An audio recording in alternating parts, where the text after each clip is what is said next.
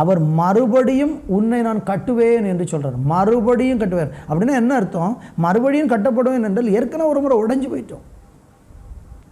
ஒருவேளை நீங்கள் ஒரு முறை இல்லை 9 முறை உடைஞ்சு போனாலும், எத்தனை முறை நீங்கள் விழுந்து போனாலும், நீதிமான் 7 முறை விழுந்தாலும் எழுந்திருப்பான் என்று சொல்லப்பட்டிருக்கு. நீங்கள் பலமுறை விழுந்துட்டேன், எனக்கு என்னையெல்லாம் கட்டுவாரான்னு கேட்டிங்கன்னா வேதம் இன்றைக்கு உங்களை பார்த்து கர்த்தர் சொல்கிறார், மறுபடியும் உன்னை கர்த்தர் கட்டுவார். எந்த ஸ்தானத்திலிருந்து விழுந்தீங்களோ அந்த இடத்திற்கு கர்த்தர் உங்களை கொண்டு வருவார். எப்பொழுது அது நடக்கும்? நமக்குள் ஒரு மனம் திரும்புதல் உண்டாகும்போது, நமக்குள்ள ஒரு மனமாற்றம் வரும் என்றால், பாவத்தை விட்டு மனம் திரும்புவதற்கு நம்ம தீர்மானம் எடுப்போம் என்றால், பாவங்களை மன்னிக்கிற இயேசுவினிடத்தில் வந்து பாவத்தை அறிக்கை செய்து விட்டுவிட தீர்மானிப்போம் என்றால், திரும்பவும் நம்முடைய வாழ்க்கையை ஆண்டவர்